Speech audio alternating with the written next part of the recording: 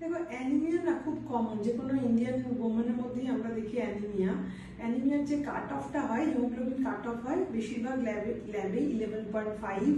At least lower cut off থাকে। তো 11 হলেও যদি অ্যানিমিয়া আমরা বলি ভালোই আছে, 10 অব্দিও ঠিক আছে, চলো ঠিক আছে। কিন্তু আজকাল এরকমও পেশেন্ট পাচ্ছি যে যারা অ্যাপারেন্টলি ম্যালনারিশড মনে হচ্ছে না,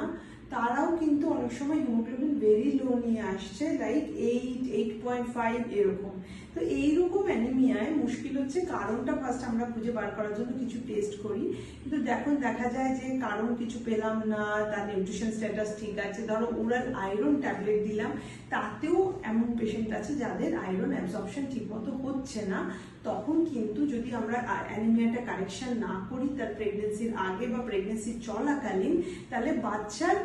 কিন্তু নিউট্রিশন সাফার করবে, মা আরো উইক হয়ে যাবে, ডেলিভারিতে প্রবলেম হতে পারে, প্রি টার্ম লেবারের চান্সেস বাড়িয়ে দেয়। সেই জন্য